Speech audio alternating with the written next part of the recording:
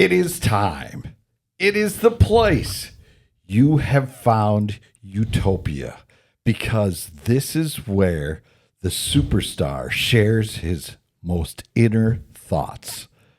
Something that many thought there wasn't. But we have now found them, and you are about to tap into Mike Morris in his own podcast entitled Starstruck. My God, that's beautiful. That was fantastic. I was thinking if we had to change the name of the show, it could be called Many Thoughts. Yeah. By the superstar Mike Morris. Let's just find one. Let's find one thought. Yeah, good. That was a good point you made. Now that we found it, I mean, we're just tapping into everything on this podcast. Literally anything could happen, and it often does. And the crossbow stories and everything else, but we're gonna have to simmer it down a little bit today. We're gonna have to sober it up, and pay some respect to some of the royalty that has been this team and everything that we talk about with the Vikings. I mean, the purple is known for certain things, tradition for sure. It's one of those franchises that just. When it took off in 1961, this franchise was instantly, it became a storied franchise because they had, there was just something about Bud Grant and this team and the community and the state that just took to the Vikings like no other sport. And you've covered this thing for years and years at every level, every sport. And there's really nothing quite like the Vikings in town. It just has been that way since I've been here in 1991 is when I got here. But It was storied when I was a kid growing up in Iowa. And, of course, the story was the Purple People Eaters. That was the story. That was the whole, the aura of what made the Vikings so cool to watch because they had this defensive line called the Purple People Eaters that was legit. I mean, legit. These four guys will be the only defensive line in the history of the NFL, and I'm sure forevermore. They'll never do this again. All four members of the famous Purple People Eaters started in that year's Pro Bowl. Wow. So, did they really? Yeah.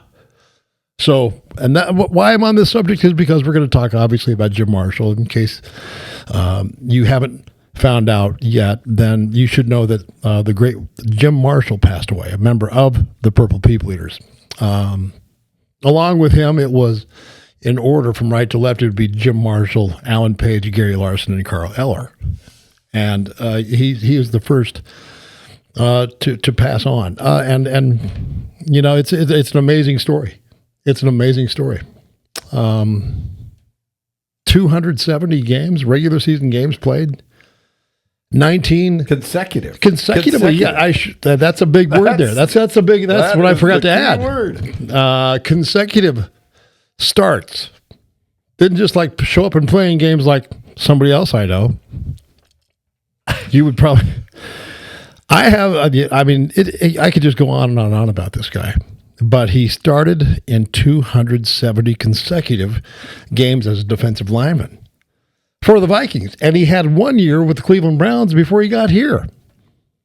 So he arrived here in, I believe, September of 1961. I was 7 months old. Yep. And he played 19 years without missing a game for the Vikings. The captain, Mr. Marshall. I mean, whenever I saw him, I called him Mr. Marshall every time. And he was around Winter Park all the time.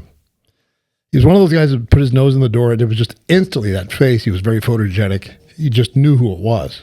If you were a football fan, you really knew who this guy was. Just walking around or him in the locker room, it was royalty. It was royalty. And I'll never forget. I mean, he was standing there and just talking to Freddie Zamberletti. The head trainer from day one was Fred Zamberletti, and he was talking with Freddie in the tape-up room or the training room, next to the tables that we got our ankles taped on. And he's standing there with a big leather jacket on and blue jeans and boots. And he was standing right next to the table, and he jumped up on the table. Both feet, just like a plyo box, right? Yeah. And those tables had to have been 36 inches, probably, or more. Oh, I would think. He popped right up there with jeans on and boots. He had been retired for years. Years. 82, I think he retired. This is like 91, 2 or 3, somewhere in there. I think it was 1980. I was actually at that game. Okay. Because I was a cameraman at that game, believe it or not. No way. Yeah. No way. I remember him riding around in the convertible. He took a lap around the stadium, and then he was the last one introduced, and all the cameras are on that sideline where they came out of the dugout, the Twins dugout on the first base side. And so we were stationed there. They let us line up there, and they read his accolades, and the crowd, the roar just continues to roar louder and louder as they get closer to announcing his name. And he comes running out across the field, and all his teammates came onto the field to greet him halfway. They didn't let him come all the way across and do whatever we were doing. No, they all came running to meet him halfway, including Bud and the coaching staff. Yeah. That's what kind of guy we're talking about here. We've had some very, very special players that have played here for a long time. I mean, franchise type names that are iconic. And, he's got to be right up there with most of them, with all of them. I think he's probably a notch ahead of every single one of them in my book. I mean, there's been nothing but respect and honor in his name since he passed. Yesterday, do we know when he passed away exactly? Or the Vikings announced it on Tuesday afternoon. Right. So he died on Tuesday yesterday, right. But Alan Page said it was my honor to play alongside him, which he did. I mean, Jim Marshall played just to the right side of Alan Page for 19 years. I mean, Alan was off and running to Chicago for a while, but I think he probably had 13 years or so with Jim Marshall on that same defensive line. And they all played, and they none missed games, and they were always outstanding, just fantastic players. But the highest praise you could possibly pay somebody in their passing was passed along yesterday and still today, obviously, by Alan Page and Fran Tarkenton and Ron Yeri and Carl Eller. All of those guys are Hall of Famers, and they talked about him like he's much better than us in many ways, and we don't know why he's not in the Hall of Fame. I mean, and I don't either. He was a great player. He was a great player. I mean, great players get to go into the Hall of Fame, and there are some in the Hall of Fame that I would say probably aren't great. But I will say that Jim Marshall, in my books, should have gone in right alongside that same era, that same time frame that Page and Eller and Yeri and some of those guys went in. I mean, that should have. He shouldn't have been waiting this whole time. No, he shouldn't have been waiting. What's been going on with that? I still think it's the fact that they didn't win a Super Bowl. I still think the voters have some connotation in your head that kind of chips away at what you accomplished in your run. Yeah. He was on 4 teams that went to the Super Bowl and did not win a single one. And I think people look at that, and for some reason they think that that's, chips away, I said, at your resume, which is foolish, because my definition of what a Hall of Famer is someone that changed the game during the time frame that you played. Well, I like that. That's a great, because the game changes, the rules are different, numbers don't match up. But if you were top of the league at that time with that set of rules, and you were somebody that dominated the game, I like that. That means that's a good way to look at it as a Hall of Famer, because look at the passing rules now. Fran's pile of yardage back in the day seemed insurmountable. But then they changed the rules and allowed the D-backs not to ride you all the way down the field. They took away this rule. They took away that. They took away the head slap that Jim Marshall loved to use on people. And Deacon Jones, Right. So I think you just have to look at it in that window of time. I think so, too. And then if you're top 5%er of that time when you played, boom, you're in Canton. Yeah. I mean, I totally agree with that. That's kind of a great way of looking at it, is that if you're part of the answer, you're part of the reason that after you got here, which is it's day one with the Vikings, he got here year one, because he contributed as a starting football player for 19 years. And I think, even more so than Paige Eller Larson, I think he started all 4 of the Super Bowls. And then the other guys, a piece at a time, came along. They came in after Jim. Yeah. And so he was the only one of the 4 of the Purple Gang that made it to all 4 of the Super Bowls. And if Fran makes it to the Hall of Fame, and rightfully so, and if Alan Page goes in and Yeri goes in and Eller, all of those guys go in, then why not Marshall? I mean, they played in 2 or 3 where they lost him because he played in a 4th one. I mean, I like the way you put that, though. If you're part of the solution, if you're part of the building process that's getting you from a lower level to a very high level, and praised by no more than anyone else. Bud Grant praises him more than anyone else ever gives him credit for. And I mean, that was the guy who kind of set the standard for why things were working around here in the 70s, 80s. I mean, Bud set this team in motion. And if he's giving Marshall that kind of credit, then credit where credit is due. He should be in the Hall of Fame a long time ago. But I can't believe it. I can't, and that's not why I'm doing this podcast. But it has to come up while you're talking about him, because he should have enjoyed years of being a Hall of Famer, along with Page and Eller. Right. Where Even if he gets in now, who cares? I mean, now it doesn't matter. If I was his family, I would say, you know what? I don't care. Yeah, keep it. Go ahead. Keep it. Do what you want. You wear his yellow jacket. Right. Wear the gold jacket. Yeah, it doesn't matter. It doesn't. It's for that person. It's embarrassing. It's a black eye to the whole thing, the Hall of Fame and the whole way of doing things, and going back and getting some of the older players that you can only put 10 or 12 guys in each year. So there are a lot of players left behind every year, from year to year, and they just sit there and people forget about them. But you can't forget about a guy that was in the Pro Bowl, that played 19 years for one team and didn't miss a game.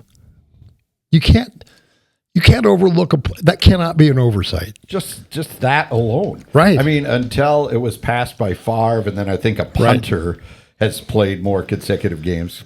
Yeah. Oh, good for him. Punter. Just like me. I mean, good God. The most. Well, at least you got hit. Yeah, at least I got touched. The punter, you had a flag fly. I looked it up. It is Brett Favre that went, and since then, of course, Tom Brady went forever and ever, well past Brett Favre, but also Bruce Matthews and Jerry Rice. Not consecutive starts, though. You're right on the consecutive number, but I mean games played. I understand. I'm talking consecutive I starts. think Bruce Matthews and Jerry Rice might have gone past him along with Brett Favre. So I think there are only 3 in front of him. I think there's 2. Can you Google that, Hunter? Yeah. He'll do that. But Crack Staff is on that. Here's the other thing about Jim Marshall. The Vikings have a mystique. Yeah. Right? That's what it is. I was trying to explain that. And if you wanted to have one person represent that mystique, yeah, it is number 70. Oh, no question. Because like you said, he was always there. Yeah. No matter what, you had to beat him if you were going to beat the Vikings, because he was on that field every single Sunday. Yeah.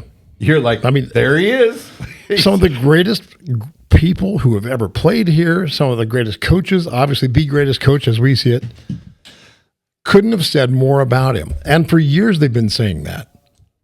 I mean, Bud Grant's no longer with us either, but he said that a long time ago before he passed away, that Jim Marshall should be in there. And I think it's a farce. I think it is an absolute embarrassment to not find a way to get him in. When you have, I love the fact that we finally got Mick Tinglehoff in. He deserved it. He should be in. Ron Yeri said, I played for him. I didn't want to let him down. Ron Yeri said that about it. He was the first player selected in the draft as an offensive lineman from USC. He said, I didn't want to let Jim down. He's a tackle on the other side of the ball, not wanting to let the defensive end down on the other side that's been sort of the mentor and the leadership and everything else that's been going on the team, he's been that guy for everyone, both sides of the ball, for their entire careers. And so I don't know. For me, and I love the guy. I had 4 jerseys, all of them. I had Eller, Page, Marshall, and Larson. Really? They were all game worn, but I wasn't sure. But I found out that they were game worn because I called him. And I called his wife. I spoke with his wife, and she set up a time for me to meet her and Jim at the house, at their place in, I think Edina. I think it's right on the corner, or right on the edge of Edina and maybe St. Louis Park. So I went over to the house. I took my 4 jerseys over there that I'd purchased in different auctions. And Jim is there, and he's sitting in the living room, and he's talking with me, and just talking about some of the war stories. And something came up about this bird that he used to have that he painted on a mural, and then he had a shirt done with this bird, sort of the spirit of football and togetherness and team that they used to wear with him. He had that available, and you put the shirt on with the bird, and that was part of this powerful sort of meshing together of the band of brothers, you know. And it was kind of a rite of passage if he offered it to you. Wow. And he explained all that to me. I'd never heard of it. I'd never seen it, but he showed me the bird, and he showed me one that he had worn. There were pictures of him and another couple guys wearing it. So those kind of stories came up as we were talking about the jerseys. And he takes a good look at the jersey, and he goes, you know what? I think this thing's been worn. This is a game worn jersey. These are legit. And I said, well, I was pretty excited about that. I said, is there any way of getting, I can get Alan probably, I can get Carl, but I can't get to Gary Larson. I just know I can't. So I'm like, if you ever get a chance, if you guys are back and meeting here in town, can you find a way to get that done? It'd be so cool to have all 4 guys from the Purple Gang on autographed game-worn jerseys. And if you want to get something done, you always go to Jim Marshall, right? That's what they said. If you want to get it done, he's going to get it done. He's the one to follow. He gets it done. He gets all 4 jerseys signed. So I got all 4 of them. Wow. Yeah. I've never seen those. Where are they? I've had them in safekeeping for years. I don't even put them up. I just have them. That's awesome. Yeah. I mean, it's pretty incredible. It really is. But how cool is it to be in his house? Because I can only think that it would be like when I've been honored and allowed to be in Bud Grant's house. Oh, yeah. Bud would sometimes invite you in. You called and say, hey, can we talk about this? Can we talk about that? Why don't you come over to the house?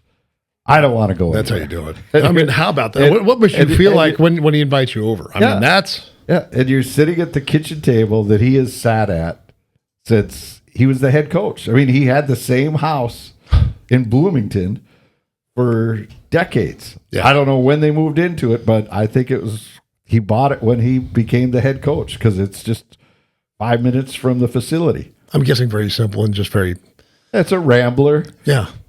Big lot, nice big lot. Yeah. But nothing... crazy or over the top. Just and like all the houses around him have been scraped and have been made into make mansions. Yeah, oh yeah. Right. And there's Bud's house. There's Bud's. Yep. Nothing going to happen there. No. And down the street, down the street was a pond, a slough. He used to go duck hunting. Of course. When he first got here. He goes, now they kind of look down upon me if I go shoot ducks in Bloomington, right there in downtown. I wanted to go get my limit down at the pond here. Yeah. Oh my God! How good? How cool is that? His dog was there. Can't beat it. I mean, you got to see him in his element. Yeah. I mean, that was the genuine. Those were his stomping grounds, and that was how he took on every day. And that's what I got to Jim's place. So that's what I'm feeling. That you had that same. It was feeling unbelievable. Because he had stuff, I wonder if he keeps all this stuff, like I've got these jerseys. I wonder if he has all this stuff all over the house, shrine to himself and everything. No. Some items with he and his wife and pictures and so on and so forth. Just like anyone's house, like family on the table, the pictures and whatnot. And he had a nice little area and then one of the coolest things also was that he invited me to come over sometime to watch games with him. Because I guess he had one or two guys that would come over. It was a lot of bother for him to go down to the stadium and so on and so forth. So he's like, you should come over and watch one of the games with us. And I never did, but I got the invite. I know. Trust me, I know. Makes me sick that I didn't. It makes me sick that I didn't do that. But I mean, I couldn't call and invite myself. I know he didn't probably remember to invite me. I understand. It's the only way I get to anywhere. Yeah. It's just I could invite myself. I just show up. Yeah. Just thought I thought I'd swing by and watch the game with you. No. Doesn't work quite like that. I brought a bag of pretzels. Yeah. Hey, look, they're for me, but you get to have me here you get to have me sitting with you for your watch party.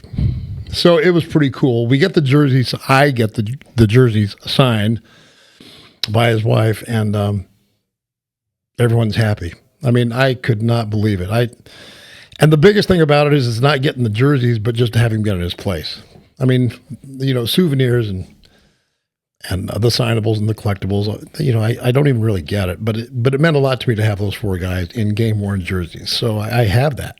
But go to MikeMorris.com if you'd like a Superstar jersey autograph. Oh, let me just say, I'm the only guy that can sell jerseys without my name on it. It's another name called Superstar, and it sells. Yeah.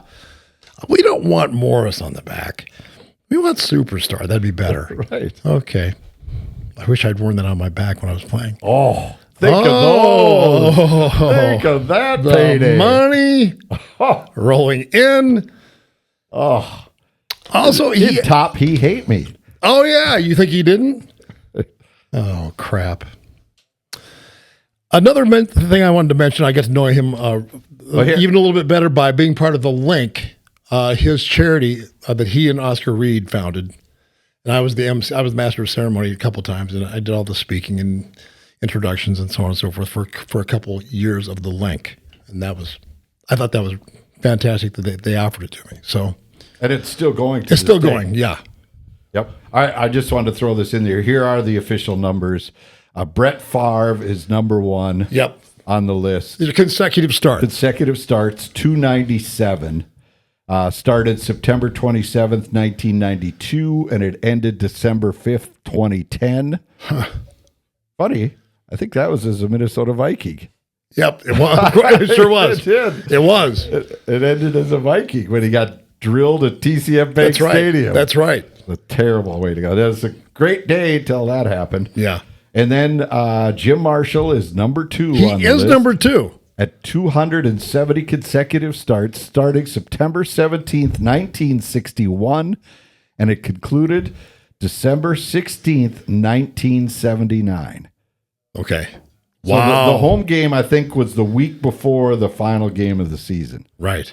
And then number three is Bill Romanowski, linebacker from San Francisco, Philadelphia, Denver, Oakland. Everywhere. 243 he made, and he went from 88 to 03.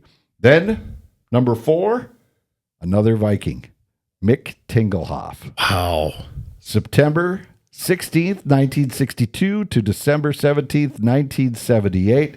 240 straight, and he is tied with quarterback Philip Rivers, who also did 240 from 06 until 2021. Incredible.